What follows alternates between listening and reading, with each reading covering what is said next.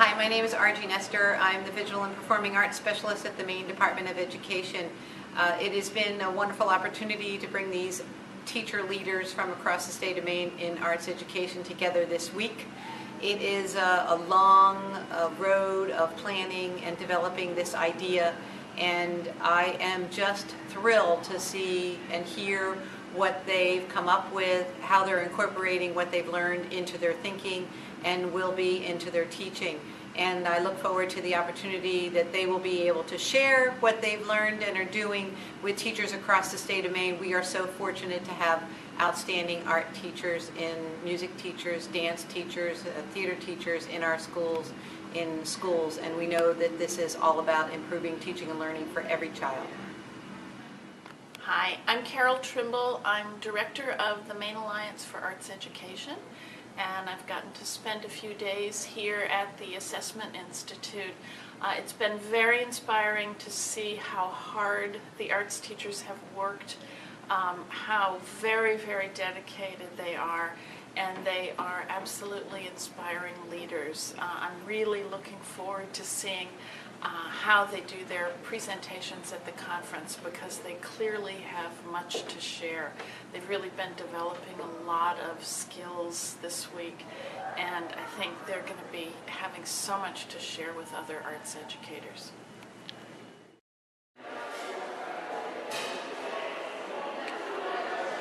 When I was worried about what I was teaching, I was a teacher, and when I became concerned about what my students were learning, I became an educator.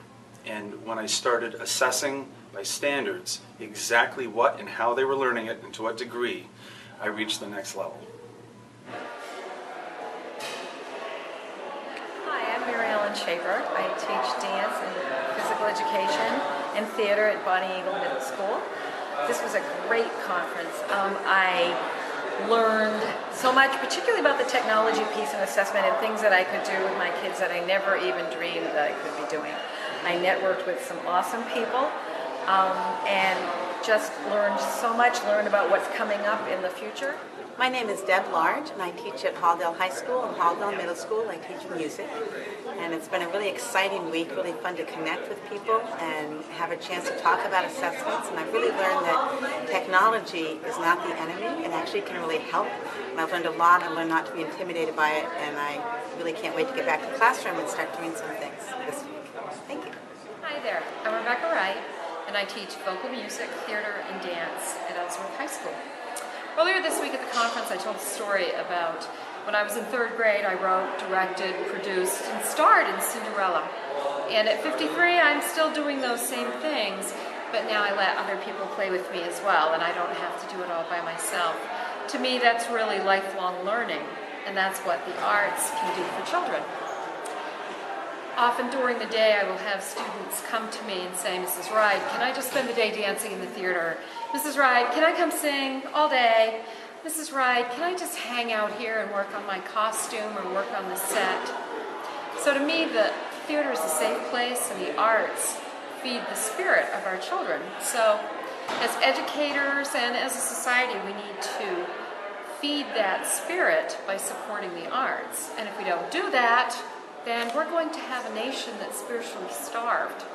And the work that we have done this week, I think, has really helped to feed the arts, and will continue to do so. High school, I teach visual art, grades 9 through 12, and I've been at this Assessment Institute, and the most valuable aspect of this for me has been collaborating with my colleagues in visual and performing arts and sharing concepts about student learning and student achievement, and relating the learning back to assessment and how important assessment is in visual arts, especially at this time when there's such an emphasis on academic subjects. And we need to come together as visual and performing arts educators and really emphasize our practices and the vital skills we teach with creative and critical thinking at this time. Hi, my name is Jeff Orth. I'm the art teacher for 6th through 12 in Richmond, RSU2. And from what I got from this assessment work is that the arts are very important in terms of development of and for children in terms of all different content areas, not just just math and English and things like that, but it's really important to have the creative skills that we teach in order to really fully develop students' abilities in all content areas. Plus, to be able to develop that kind of creativity and voice so they can kind of talk and express about themselves. That's kind of the most important thing I think I got out of this assessment workshop.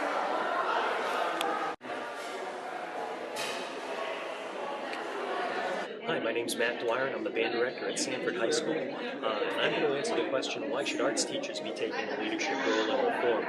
Really, in many ways, the arts teachers are very comfortable in sort of non-traditional settings, and as we take a step away from traditional styles of education and reform, moving towards standards-based, many of the art and music teachers that you deal with are ones who have dealt with a lot of these techniques before. My name is Janine Campbell, and I'm a visual arts teacher at Deer Isle Stonington Elementary School, teaching K-8 art. And I believe that arts teachers should take a leadership role because we've been doing really innovative things in the classroom, using standards-based learning and really applying facts and numbers to real life and taking what's inside of the classroom and taught inside of the classroom, outside of the classroom to real life scenarios. I'm Bill Buzz. I teach at Levitt Area High School, and I've been involved in the Maine Arts Assessment Institute this week. It's been a really great experience kind of working with other arts leaders in the field and kind of getting each other's brains.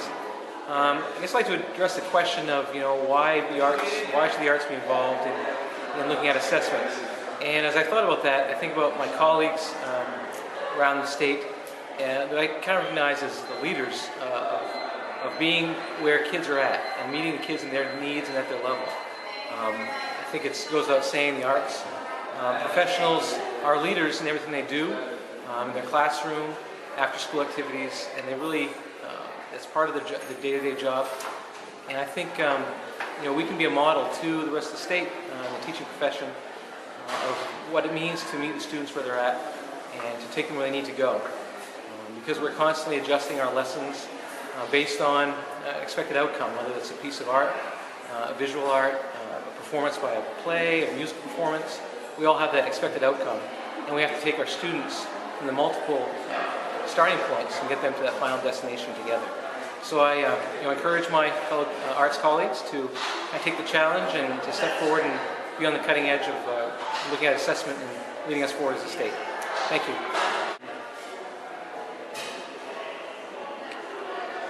Hi, my name is Jeff Beaudry.